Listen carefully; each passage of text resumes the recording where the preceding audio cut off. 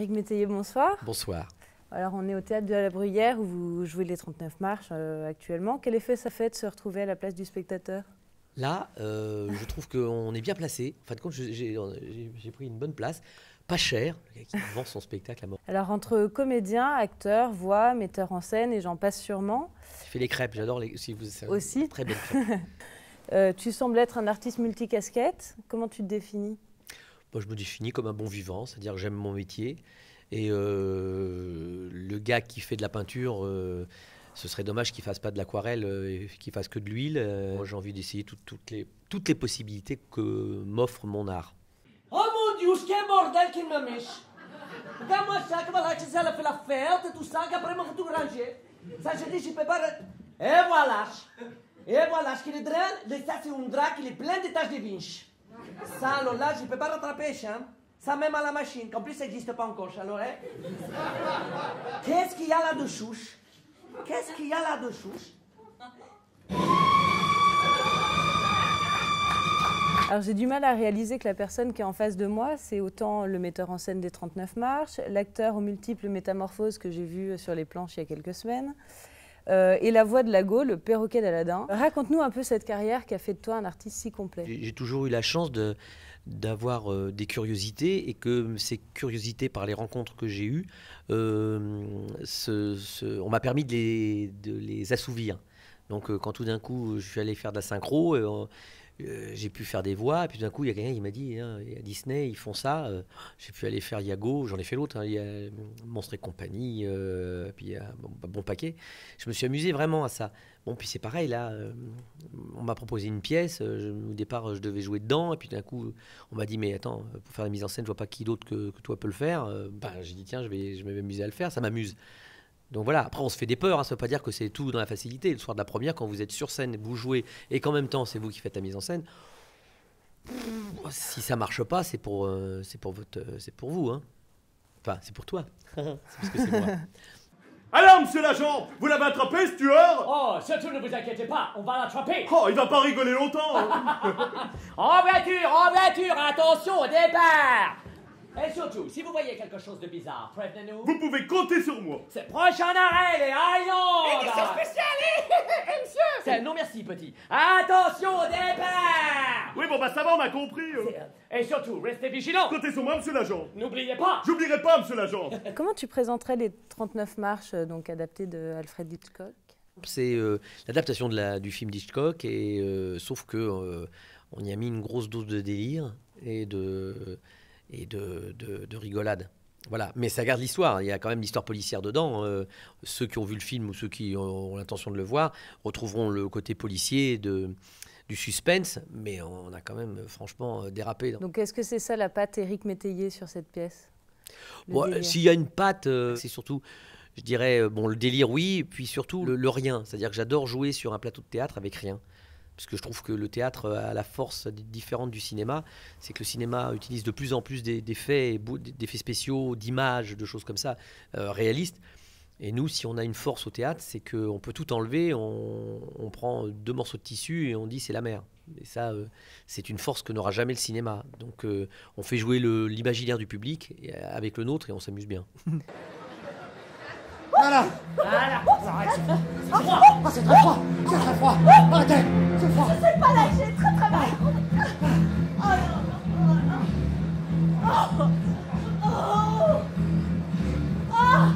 Oh, je suis fatiguée, je coule.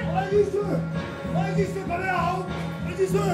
Est-ce que la pièce a beaucoup évolué depuis 6 mois? Est-ce que tu fais des petites améliorations au fur et à mesure? Est-ce qu'il y a des choses que tu aurais changées? Oui. Ah oui, tous les jours je change des choses. Tous les jours on change des trucs, tous les jours on cherche un nouveau truc. Alors des fois on essaye, puis on se dit c'est pas terrible, là, on va peut-être laisser tomber. Et puis il y a d'autres trucs, on fait ça, il faut le garder, machin. Tous les jours il y a des petites choses nouvelles. Avec mes yeux de spectateur, j'ai tendance à penser que c'est une représentation millimétrée. Mais en même temps, quand je sais que tu viens de l'improvisation, ça me titille de te demander si tu t'autorises quelques écarts. Je leur permets de faire des écarts, et on en fait. Si la chose fait rire le premier soir, on réessaye la deuxième soir. Si le deuxième soir ça marche pas, je dis on arrête, parce que ça peut pas être aléatoire. Il faut que ça marche à chaque coup.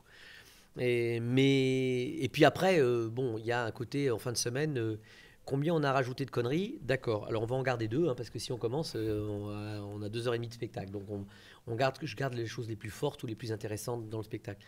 Mais d'improvisation pure, non. Non, je pourrais le faire, mais d'abord c'est tellement millimétré, comme tu dis, c'est que si je m'amuse à ça, je gêne et je dérange aussi les autres petits camarades. On est en Écosse.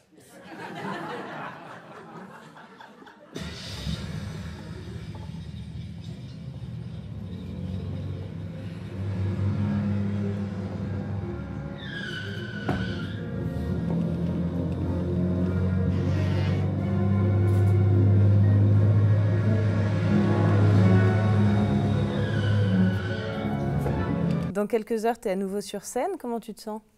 Moi, très bien là. Très libre. D'abord, on s'amuse beaucoup. On n'est qu'une bande de copains. Je me suis pas embêté. Hein. Je suis allé chercher des comédiens que j'aime pour leur qualité de comédien, mais en plus de ça, parce que c'est des gens avec qui j'ai déjà travaillé et je les connais humainement. Parce que quand on fait un spectacle au minimum pendant 7 mois ou 8 mois, c'est comme quand vous partez en bateau. Hein. Tu te dis, bon...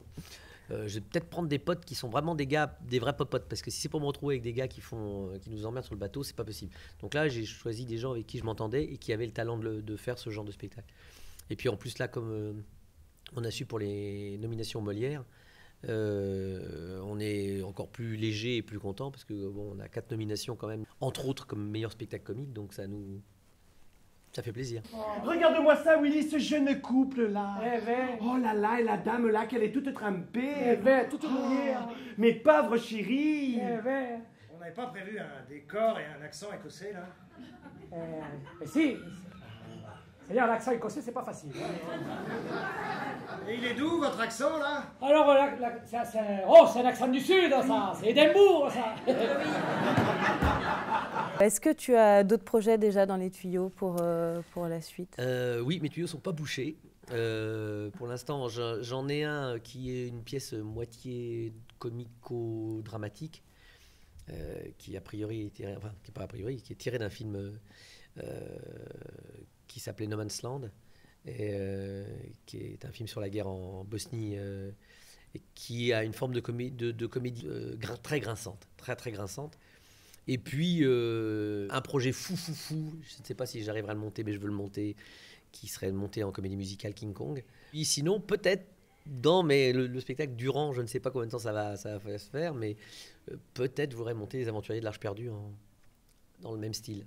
C'est-à-dire encore un gros délire. Je ne sais pas si je jouerai dedans, mais en tout cas, de gros délire. Alors voilà, donc ça c'est le plateau. Alors ça te paraît comme ça, quand on est dans la salle et qu'on regarde le spectacle, ça paraît plus grand. Ça paraît plus grand, oui. Ouais. Ça, c'est l'endroit où on part en faisant « Oui, je vais là-bas !» Et alors là, on se dit, le gars, il a 300 mètres là derrière. Là. Voilà. Bon, voilà. Il a même avec la caméra, il n'arrive pas à y aller. Voilà. Là, c'est large comme ça. Voilà. Voilà, c'est tout ce qu'on a, nous, pour faire... pour changer les meubles, les machins, les trucs, les portes, parce que là il y a une porte qui est là, parce qu'il faut la pousser dans le noir. Et alors le principe c'est que c'est super intelligent le metteur en scène, je sais pas qui c'est, mais c'est qu'on peut pas passer ce que dans le jargon de théâtre on appelle cour et jardin, c'est-à-dire cour et jardin. Là je suis à jardin, là-bas c'est cour. Et si ça vous intéresse, je vous expliquerai pourquoi c'est cour et jardin.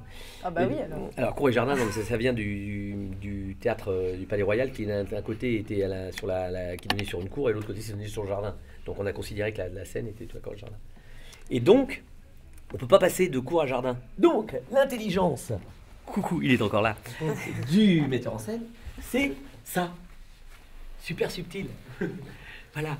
Et là comme ça on passe et on va là-bas. Et on range le panneau, voilà. Ah. Comme ça, si j'ai pas ce truc-là, on peut pas amener des costumes de l'autre côté et on peut pas passer pour faire des entrées de l'autre côté. Et c'est quoi votre accessoire préféré? Le chat. Le chat.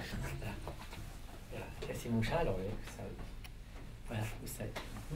Mais je peux pas vous expliquer le reste, mais il faut ça, arrête. Et alors, ah là là, voilà. Et ça c'est le chat, gentil comme ça. Et lui il est super gentil, mais moi, alors, dans le personnage qu'il y a, le chat, faut pas dire qu'il soit super sympa.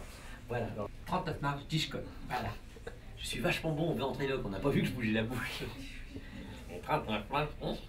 Bon, bah peut-être y aller parce que moi j'ai des trucs à faire, hein, c'est pas tout ça. Bah oui, voilà, alors une merci. représentation. Merci Eric Métayer. Merci et au Au revoir. revoir.